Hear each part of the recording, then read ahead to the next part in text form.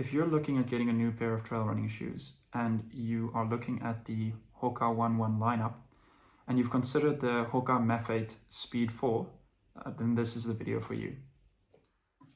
Okay, so my name is Johan. I'm based in South Africa, and in my free time I love running and I love cycling.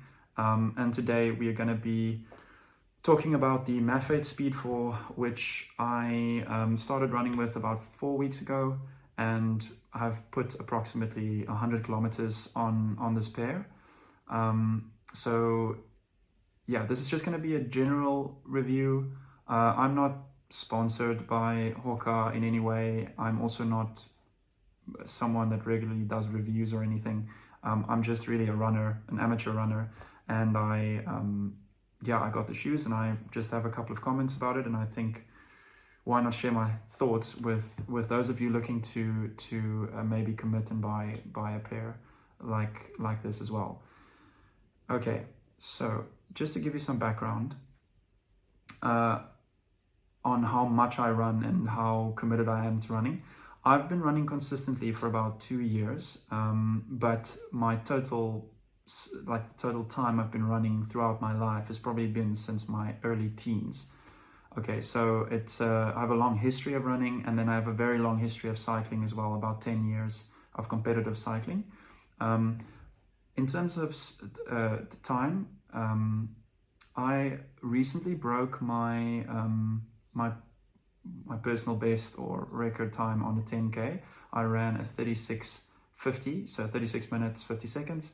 So that should give you some idea of how serious I take my running. And yeah, if any of you are interested in maybe following me on Strava, following my progress, then I'll put the link to my Strava profile in the description. So this is my third pair of Hoka shoes. I've actually owned a pair of Speed Goats before this one as my trail running shoe, and then for the road or my everyday trainer I owned a pair of Clifton 9s. So this is my third pair, and then I recently, like a week ago, bought my fourth pair of Hokas, the Mac. I actually have them here, let me show you. The Mac 6 as my everyday trainer. Super light, very beautiful shoe. So I'm very much invested in Hoka at the moment. But again, I'm not sponsored by them in any way. This is just for fun. So yeah, don't be alarmed. All right. What can I say about Hoka shoes in general? I think for me, the characteristics, the main characteristic about a Hoka shoe is, when I put it on at least, it feels exciting. It feels like you want to immediately just go out and clock kilometers. So that's the one thing. And the other thing is that fit. The fit has been very good for my kind of foot. So of course, this is very, subjective. It depends on your foot structure. But in general, the shoes to me feel very exciting, and they feel like you just want to move in them, which is always good when you want to get yourself motivated to put in more kilometers. That can't be bad at all. Okay, so in terms of fit, just like any of the other Hoka shoes I've worn, I love the fit. It's a very comfortable fit. So the upper feels really good. It really hugs your feet. And when I did do my first run, I noticed that there was a bit of sliding. My foot was sliding around a bit, but then after stopping once or twice to just really tighten the laces properly, that completely solved the problem. So the laces, you'll note you kind of have to pull them quite hard to tighten it up. But after that first run, I just started doing that before the run and had no problems. So very stable.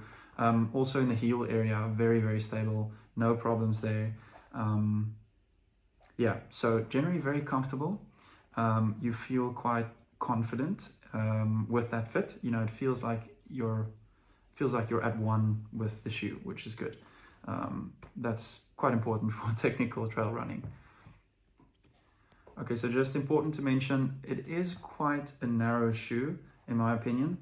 it works really well for me because my feet are quite long and narrow. So I had no problems with it. It felt very natural, but I would recommend still go try it on. Maybe another important point is when I went, the size I chose eventually, it's a UK 11, is usually what I typically buy. So that's also maybe important to mention, is that this isn't, the shoe doesn't have a strange size. It's kind of in range with what you usually wear. For me at least, I had a very good fit, and I'm wearing the same size that I would usually wear. In terms of durability, the materials seem to be very high quality. The upper is holding well so far. You know, little maybe getting hooked or little bushes that scratches against it on the runs haven't been a problem. Nothing is coming loose. There's been some abrasions, or kicked it on the odd rock by accident whilst running on some technical trails, and nothing, the upper connecting to the midsole, there's been nothing like getting really damaged. It's very intact, and I've just got a feeling it's gonna be a decent shoe in terms of the time it can last you. So I think durability wise it looks very solid, and I think I'll get some good kilometers out of it. In terms of weight, I didn't weigh the shoe or anything, but I would just say it feels quite nimble and quite lightweight. You really feel like you want to pick up the pace when you're out there, even on technical terrain. You can easily feel that the leg speed is very high. So the shoe is very nimble and very light for a trail shoe. So I think it's still a very high performing shoe in terms of weight. If you want to look at the weight exactly by numbers, you're welcome to go search online. There's plenty of figures out there. Okay, so where this shoe really is, I think, exceptional is when it comes to grip. So if you'll just have a look at this, it's a bit dirty, but there's some heavy lugs and a very serious heavy duty outsole. So this thing, I immediately realized, or it was immediately apparent, that it's very grippy, which is great. I mean, if you're going to be running in wet conditions or slippery rocks or anything, it's going to be very good when it comes, when in the grip department, which is crucial for trail running shoes, right? It just gives you that extra bit of confidence to take on your descents, especially. So this shoe, the sole, the Vibram sole here, it does not lack grip, in my opinion. Okay, so it wouldn't be a proper review if I didn't share something that I disliked a bit. So one thing that bothered me was when you're running on very technical terrain, so you have like rocks, edged rocks, and you have a small surface area, maybe rocky terrain that you have to step on. The sole is quite springy, so it has a bit of a kickback. And what I feel is that it's that springiness, although it's good on maybe a flat gravel road because it helps you with that efficiency, that running efficiency. When you're on very technical terrain, you actually don't want springiness because it can kind of, it can push your knee into the wrong direction, or kind of you want to have that straight line speed, to have that confidence when you're stomping your foot down. You want to trust that your knee's not going to go in a different direction. It's just makes it less stable. So I don't like that springiness too much for highly technical terrain. So that's when you're descending very fast on very uneven terrain, rocky, hard. You're stomping down on very hard, rocky, small surfaces, like pointy surfaces. You need to have your wits about you when you're descending with a shoe in that sense. Okay, so it can still go very fast. It's still a very confident shoe and a very good trail running shoe, but I'm just saying it can have that slight feeling of being a little bit springy.